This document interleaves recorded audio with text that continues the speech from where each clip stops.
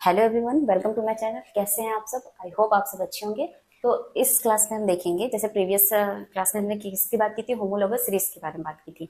वो भी इम्पोर्टेंट है। अब उसके कैरेक्टरिस्टिक्स क्या होते हैं वो भी इम्पोर्टेंट है, जो आपके एग्जाम में पूछा जरूर जाता है। तो इसकी क्या क्या कैरेक्टरिस्टिक्स हैं वो हम एक एक करके देखेंगे, उनकी हम बात करेंगे। अब जो होमोलॉगस सीरीज होती है, it can be represented by the same molecular formula. ठीक। अब यहाँ पे जो भी होमोलॉगस सीरीज होती है उसको हम लोग क्या करते हैं, सेम मॉलिक्यूलर फॉर्मूला से रिप्रेजेंट कर सकते हैं। वो सेम मॉलिक्यूलर फॉर्मूला क्या होता है, CnH2n आपको देखने को मिलेगा। इसमें आपने क्या देखा था कि फंक्शनल ग्रुप क्या होता है, आपको सेम था। ठीक है। अब two successive member of a homologous series differ by which group, CH2 group. जो भी आपके क्या होते हैं, अगर होमोलॉगस सीरीज में अपने फंक्शनल ग्रुप क्या होते हैं, सेम होते हैं। उसी के आप क्या करते हैं, कोई भी दो मेंबर या one second number, third member, fourth member अगर कंपेयर करके आप देखेंगे तो उसमें डिफरेंस जो होता है वो किस ग्रुप की वजह से देखने को मिलेगा आपको, वो CH2। ठीक है। अब इसका मॉलिक्यूलर मास की अगर हम बात करें, मॉलिक्यूलर मास कार्बन का क्या होता है 12, हाइड्रोजन का 1 और 2 है तो +2, कितना हो गया 14 म्यू। ठीक।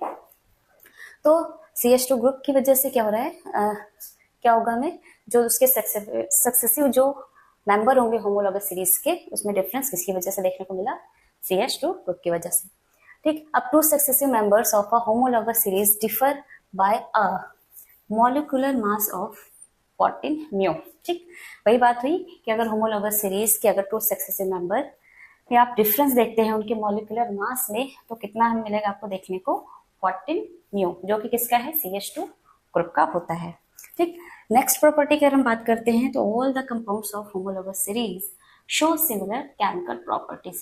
हमने क्यों, क्योंकि इसमें फंक्शनल ग्रुप क्या होता है, सेम होता है। इसलिए जो भी आप कंपाउंड देखेंगे होमोलॉगस सीरीज के, तो उसमें आपको केमिकल प्रॉपर्टी क्या होगी, सेम देखने को मिलेगी। ठीक।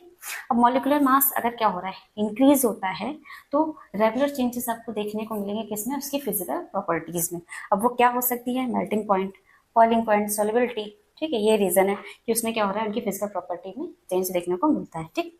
क्यों, क्योंकि ये डिपेंड्स किस पे कर रहा होता है कि जो कार्बन चेन है उसकी लेंथ क्या है और उसका नेचर क्या होगा। ठीक।